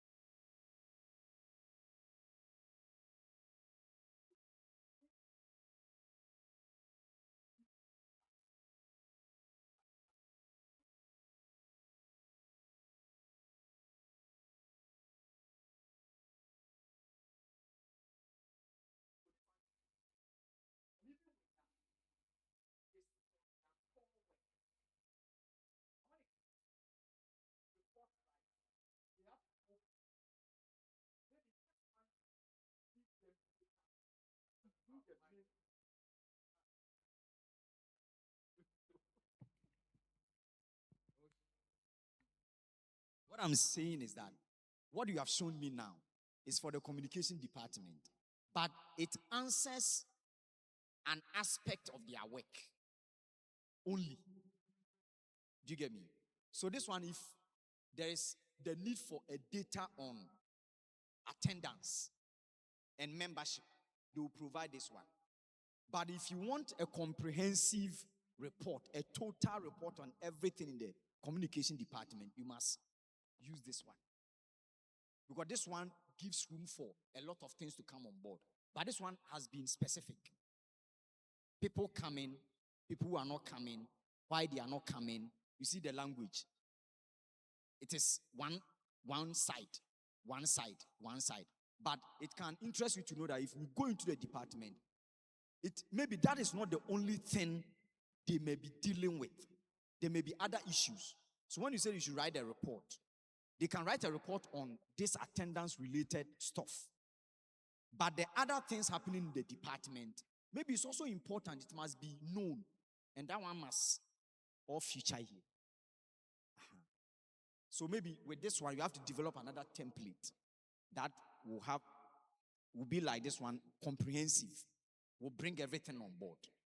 Do you get me? Maybe, for example, let's say communication department, the executives have sat down and they have decided that they have gotten some people. They want to bring them on board and train them. And they've been doing that in the department. If they are writing a report, they must write about what they are doing in the department in terms of training other people to also come on board. Do you get me? But this one will not create room for that training they are doing for other people, but rather the one we are having today will create room. So you develop the template and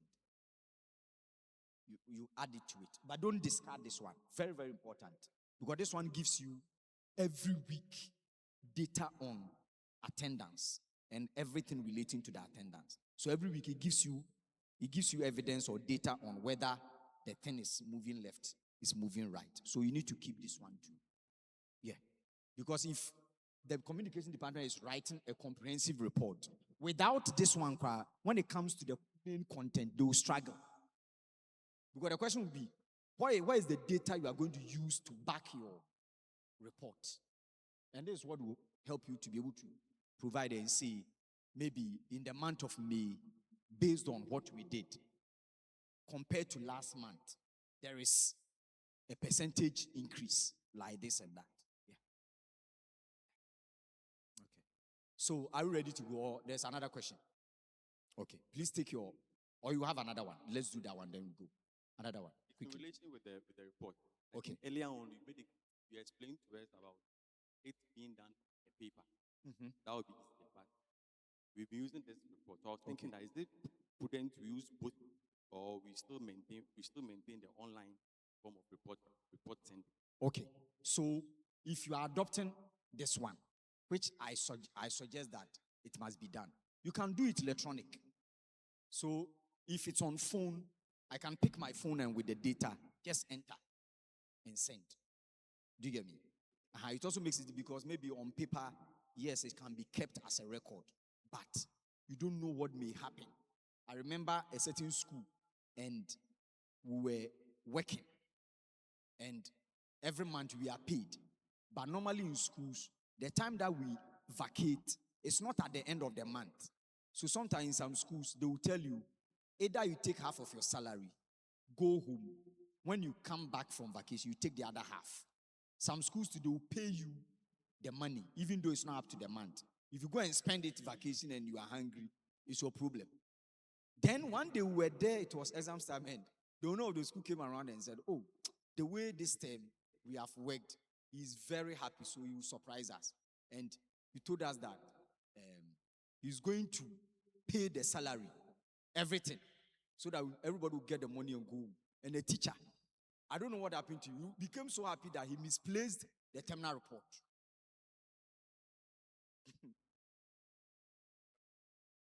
He misplaced the terminal report, so when it was time for submission, you couldn't find his terminal report. And that day, that announcement, he was the one going around in the school, jumping and shouting. And maybe in the course of that thing, he placed the thing somewhere. You couldn't see the thing. And it became a big issue. The man even got another. He nearly canceled it. He nearly canceled the whole thing. It's not so paperwork is good, but if there is room for electronic stuff, you can do it. Makes it yes.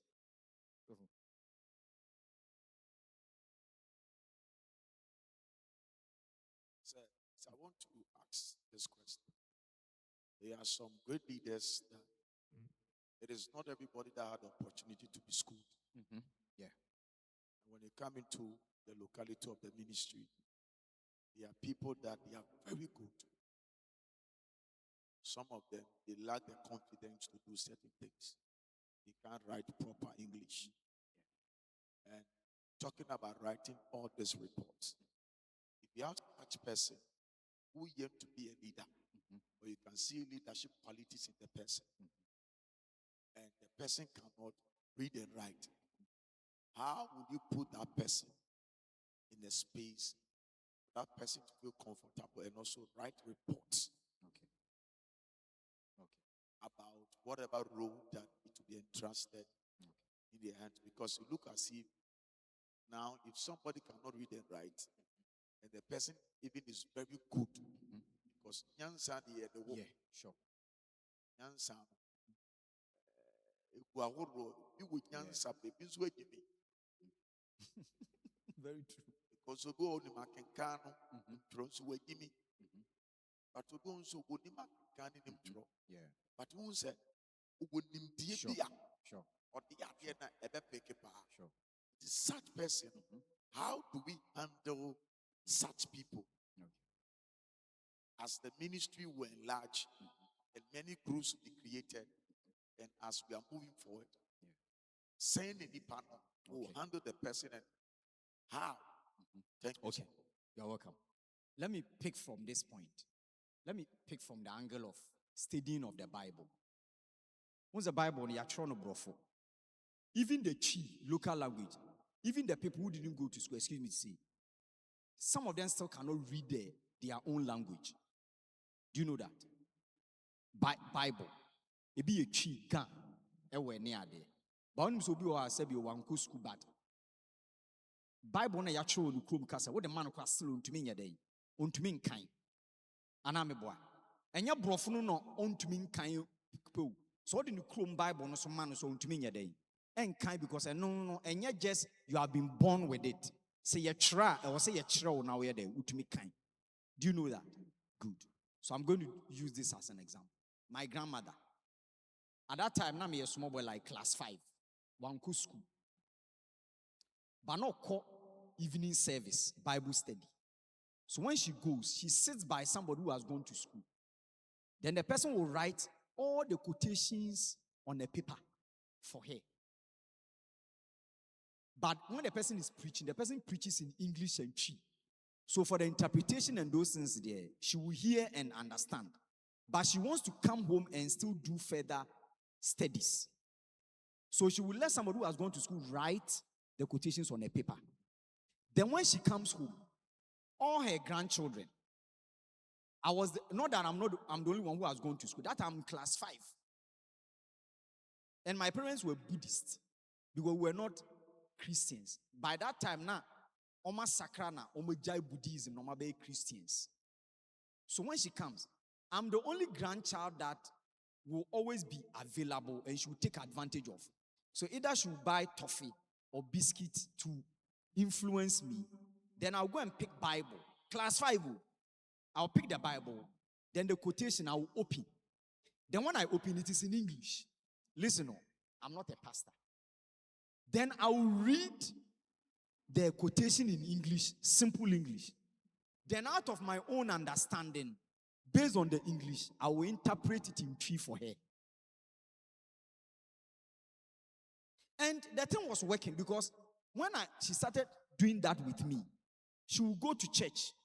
And when there is contribution, she will go and contribute in Chi.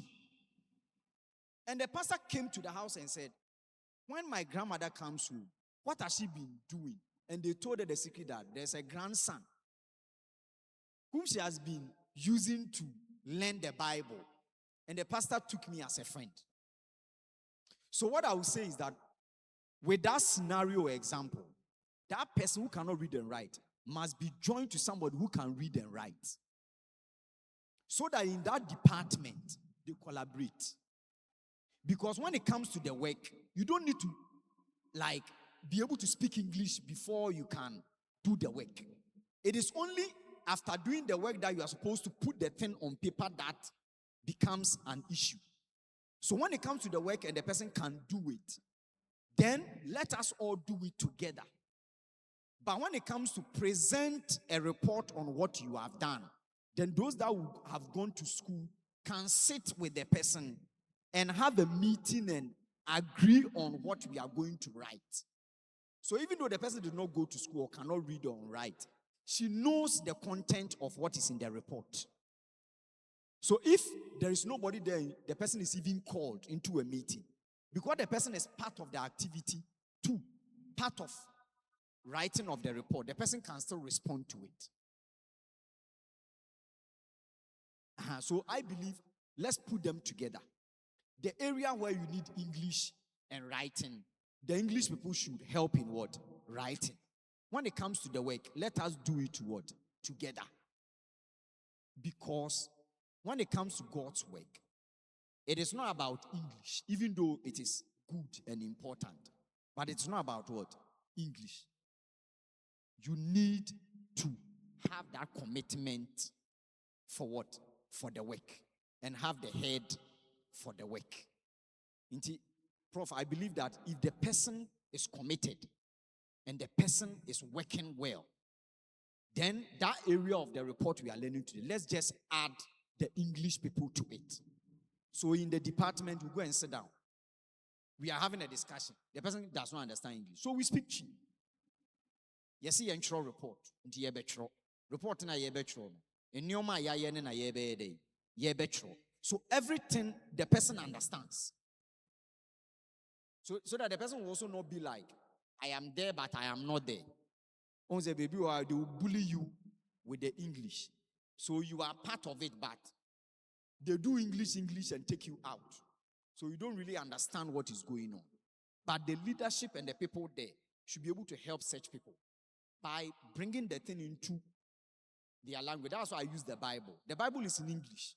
But we are still able to teach the Bible in a language that everybody there benefits. And nobody lacks what? Behind. So we can apply the same approach in the work of God, where people that cannot speak the English and write, they still support the work. We do it together.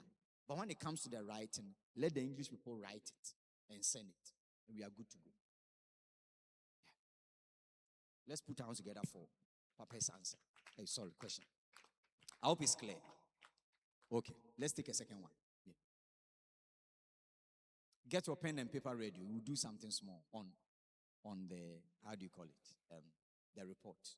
I will let him put the template there. So as you are writing, you can be looking at it.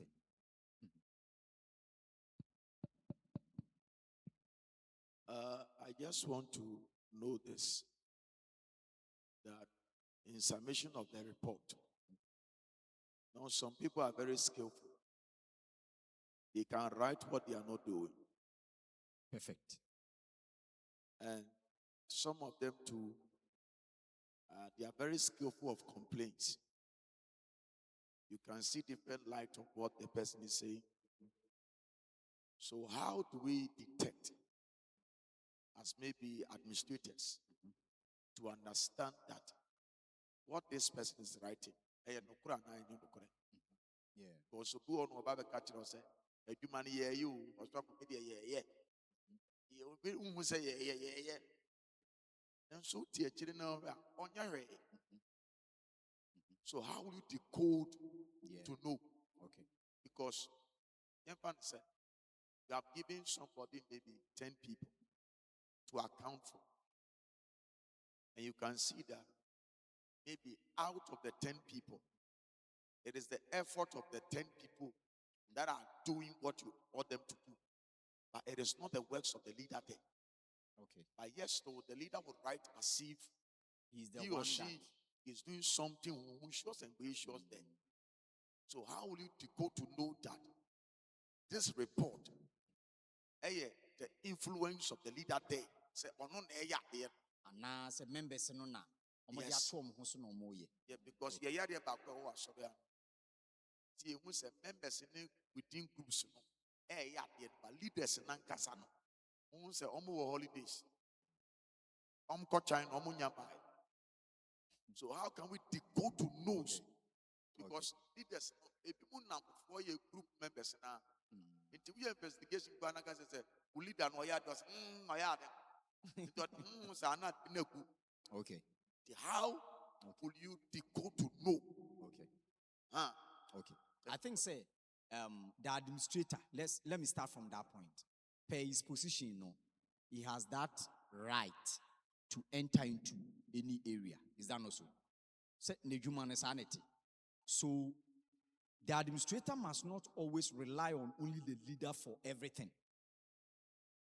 Because you have the right to enter into every department. When you enter there, everything that is there, you take advantage of it to find out what is going on. Because as he is saying, if you depend on only the leader, he will always say and present things that will suit him and make him appear nice. But maybe on the ground, so now, on one number, over the bank. So sometimes you go down and try to engage the people that are working with what? With the leader. Sometimes behind the scene, not even in public, behind the scene. Oh, I want to talk to you. Come. You are part of this department. Come. Me person me no din komo. Tenase. Uni ne din komo. Short time. Then ekoso any din komo can be chere me. The person will confess certain things to you. And all these things will shape your understanding of the totality of how the department is what functioning. And not just be looking at the leader because said Papa can. Leader not onye juma no oje fans. Onye and oye oje fans. Obekomna the members are rather doing the work. But he's taking credit for everything. So he appears like a good leader or manager. But in actual fact, the person is not. Because we don't see the blueprint or the handwriting on the job. It's rather the people there. And to say, we be a juma, what for workers? You don't go to work, always sleeping in the house. But the workers are so committed that they are doing the work. You are not a good leader or manager. The work can be done. But don't boast and be happy, say, what done now my juma nintino? You are a leader. No. You are not a leader. You are a bad leader and manager. And your workers, they love the work. And they don't want to have the thing collapse into no. So you sleeping and the work being done does not make you are a bad leader. Let me put it that way.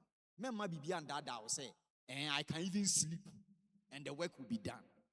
No leader sleeps and the work gets done. It's even dangerous to do that.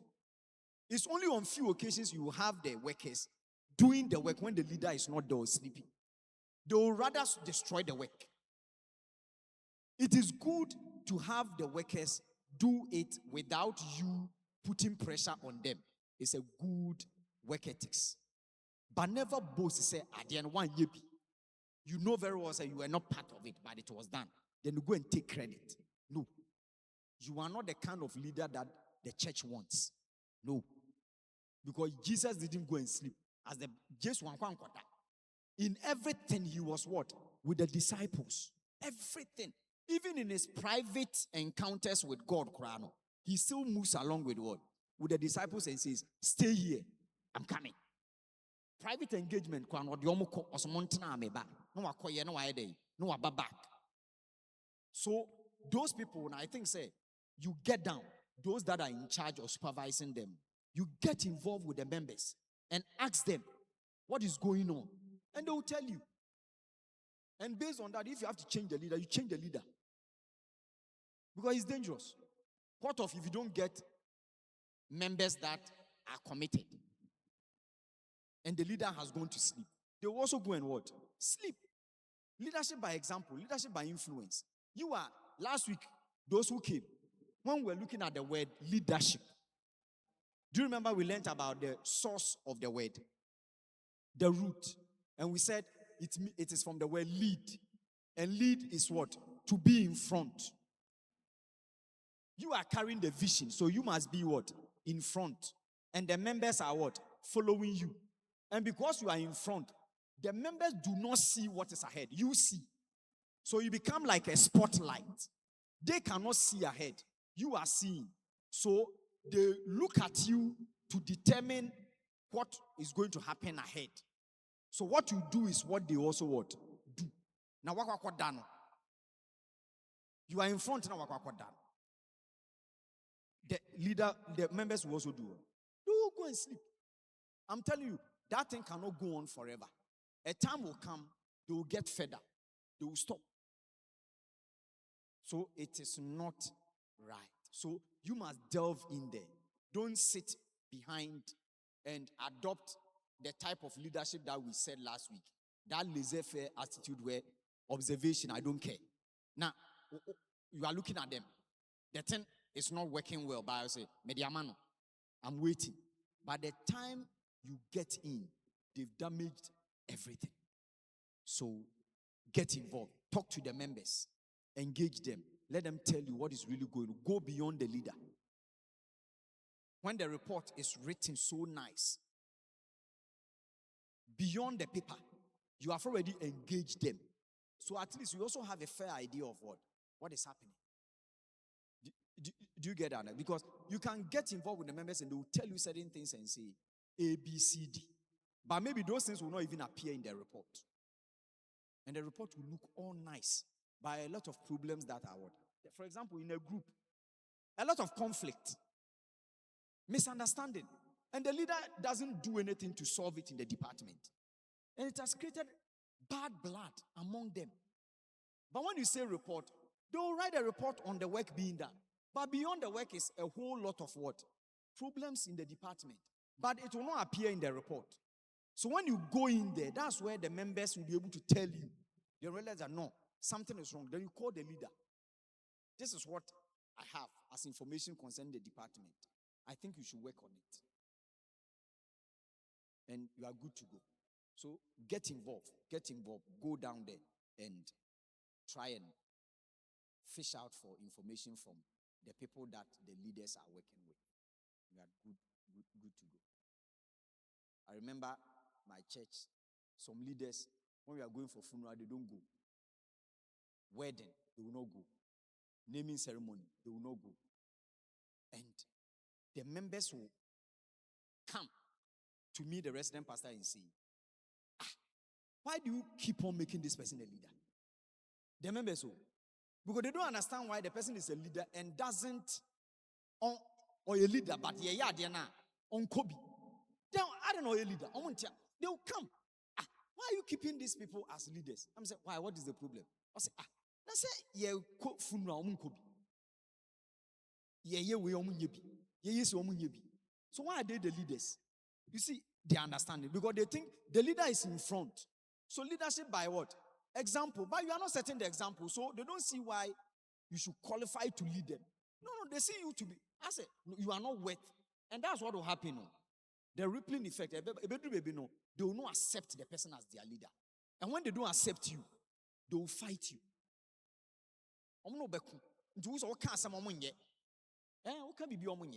And you would say they don't respect.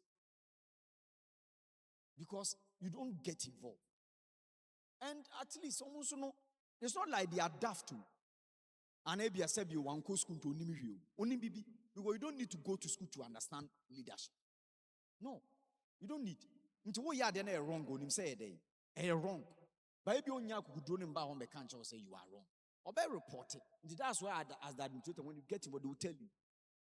Or you see. And you realize that no, whatever they are saying, it is an indictment on the leader. It doesn't make the person a good leader. So you have to come in and maybe help the person. That is what I can say. Thank you. Let's do this quickly. Thank you very much. Take your book, take your pen. So, Mr. Kelvin, take us back to the report writing. And put the template, don't put the sample on it. Don't put the sample. Put the title, the commentary. Put it there. Then, according to your department, write a report. I'm giving you 5 minutes. So you put it there. So if you can switch so that we can have the thing on the TV, then the video coverage will still be at the background.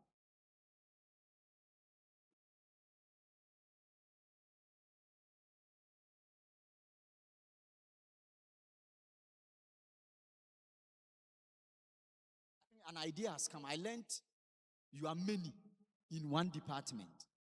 Okay, so we'll put you in groups. You put you in group. Then the whole group, if it's music, you meet and write a report. I don't know if you agree with me. Music, how many are you show by hand? Music. Music. If you are in music, good. So all the music people will go to one side. Within 5 minutes, give me a report. Be at the left. So music, please stand up. Move this way. Fast. We are doing just 5 minutes, then we'll continue. Quickly. Music. Then another group. Elders too can also meet. Elders, then you meet. Women's fellowship, then you meet. Then the rest, we can put you together. Protocol, how many? 3. So protocol, please come here. One group. Administration, how many people? Administration. Are you not part of administration? Communication. Okay. Communication, okay. How many people? So 10 will you 10 the chairs or? Okay, 10 quickly. This music. No, this music. Protocol. Okay, so protocol, you can sit here. But you know something? Don't go and sit in the group and keep quiet. And let one person take pen and paper and write for you. Share ideas. Because when the thing comes, I'll call anybody to answer. So if you don't contribute, there will be a problem. Okay. Mpamcho momo ye hwanya. Group bay. Mu ye tupe. But mo ye day. Momo ye day. Ushering. But mumra. Mumra join the way. Mum for mon count. Now, make sure some muniam better madri.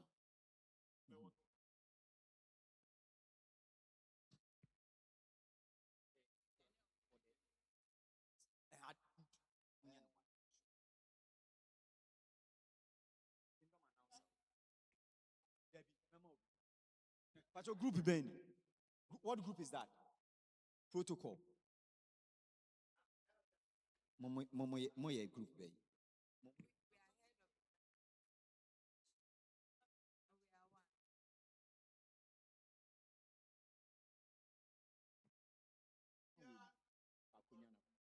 For this side. Baby. 25 in the way. Fakol is sick. And you know, please, the thing is on the screen. So you just look at it and use it. Title, the content is there. So as we studied, now. Or you want a sample? Do you want a sample? Yes, I never photocopy too much. Any department, different. If I give you what I have done, you copy the thing to say yeah. So if you need another level, then you tell Mr. Kelvin, you just project the next one. Because we have title, introduction, main content, and all that.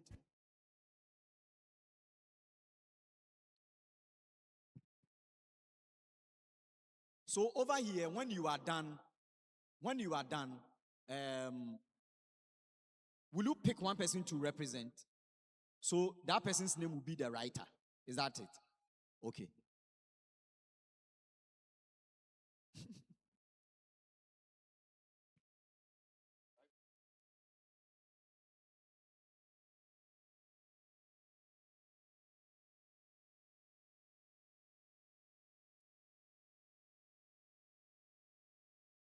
This one is like, try.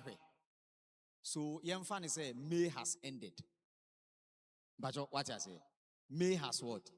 Ended. we are assuming that May has ended. So either you use today's date, what the end date in the bay, and I'll between the May and the Naye. To say May na yaye juma na end na ye reporting. Okay. Thank you.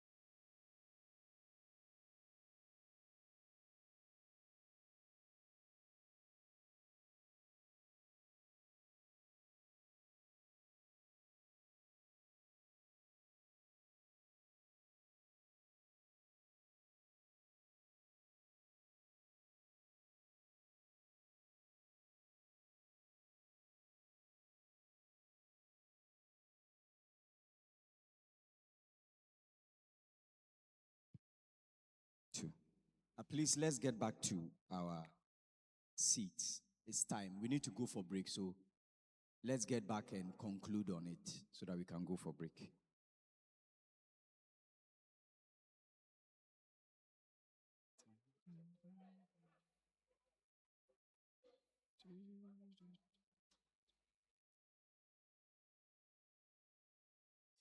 Okay, please, let's get back to our seats. It's time. It's time.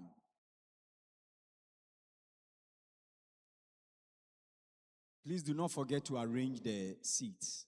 Do not forget to arrange. Okay. Thank you.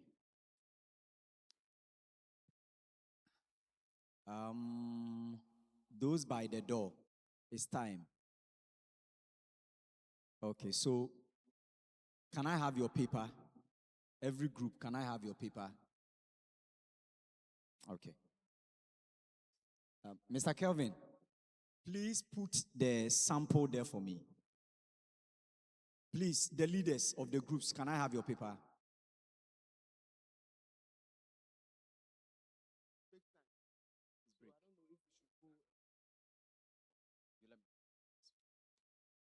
Please, I need your papers. Give me one copy. I'll give it back to you. Or it's in a book. Okay, then give it to me. Let me put it inside. The other groups. We are going for break, so when we come back, we'll do this within 5 minutes, then we continue. So we are going for break for about 20, 30 minutes, then we come back. Okay. But the groups, let me have it before you go. Take it for me.